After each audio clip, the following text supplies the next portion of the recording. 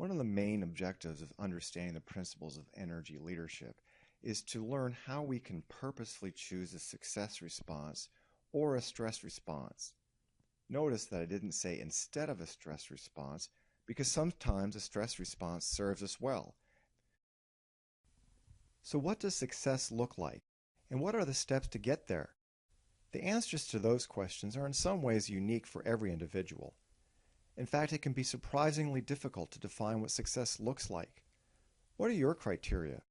Are they based on financial conditions, achievements, job or social status, or relationships, or an overall sense of abundance? In fact, success can be found in our values. When we are living in total alignment with our values, we feel successful. The success mindset is characterized by us being able to tap into our abilities, feel empowered and empower others, see many perspectives, discover more options for situations, create more successful outcomes more often, and take action confidently and without fear. Just as stress is a neurophysiologic response, a success response comprises neurophysiologic activities which allow us to take in lots of information, consider complex situations, make decisions in the face of uncertainty or ambiguity, think creatively, and take action confidently and without fear. This contrasts with the stress response, which is an instantaneous, black or white, make a decision now with minimal information type of response. Principal among the mediators of a success response is dopamine.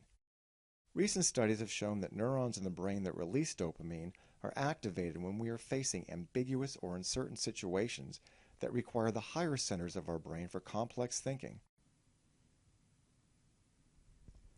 So let's compare and contrast key features of the stress and success responses. The stress response is a lightning-fast reaction to a perceived threat that is based on a relatively basic neurologic pathway involving the amygdala, hippocampus, and hypothalamus.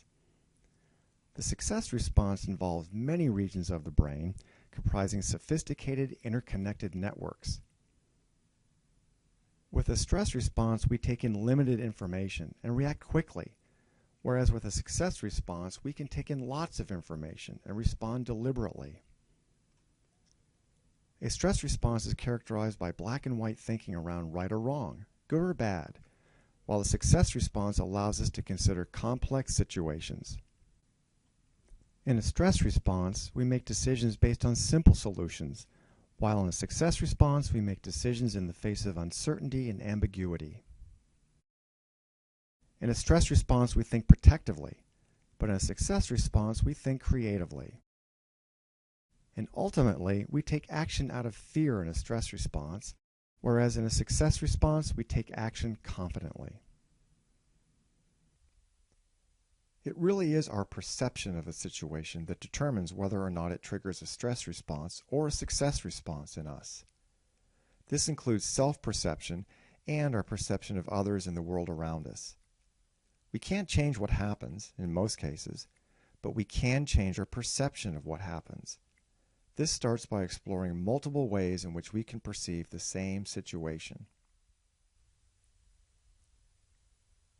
This is the purpose behind understanding energy leadership and the different levels of engagement that you'll learn about in the next tutorial, in which we can intentionally create the response that serves us best in that moment.